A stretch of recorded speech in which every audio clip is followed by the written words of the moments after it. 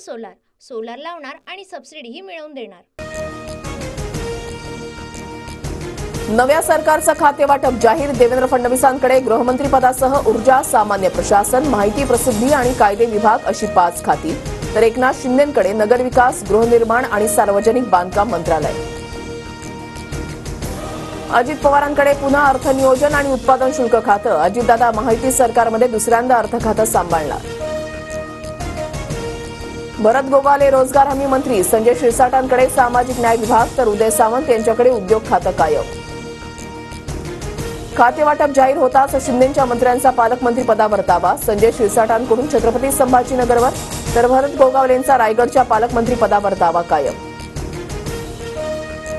गिरीश महाजनांकडे जलसंधारण, आपत्ती व्यवस्थापन मंत्रालय। शिवेंद्रराजे भोसले सार्वजनिक बांधकाम मंत्रीपदी, तर चंद्रकांत पाटील उच्च आणि तंत्रशिक्षणासह संसदीय कामकाज मंत्री असणार।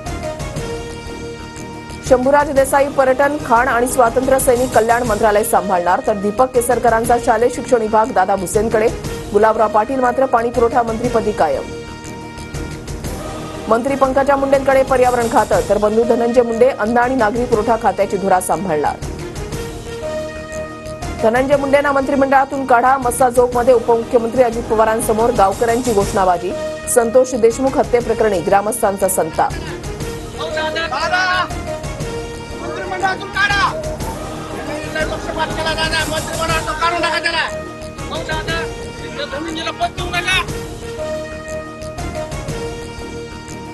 ओबीसी नेत्यांची मुंबईमध्ये आज महत्वपूर्ण बैठक। छगन भुजबळांना मंत्रिमंडळामध्ये स्थान न मिळाल्यानं नेते एकवटले।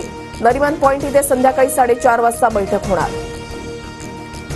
उपमुख्यमंत्री अजित पवारांकडून संतोष देशमुखांच्या कुटुंबियांचं सांत्वन। शब्द देतो, सूत्रधार कुणीही असो, आरोपींना सोडणार नाही। अजितदादांची देशमुख कुटुंबियांना ग्वाही। बीडच्या मस्साजोगमध्ये संतोष देशमुखांच्या कुटुंबियांशी शरद पवारांची चर्चा। संतोष देशमुखांच्या मुलीचा शैक्षणिक खर्च शरद पवार उचलणार।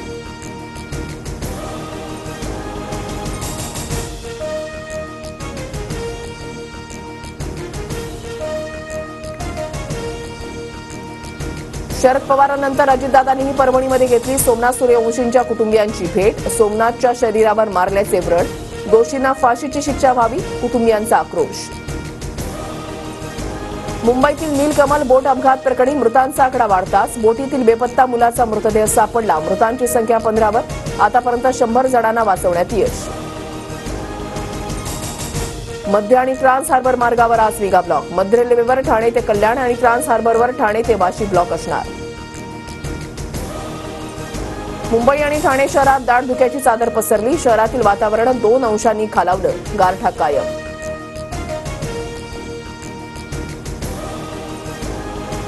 सोलार सोलार लावणार आणि सबसिडीही मिळवून देणार।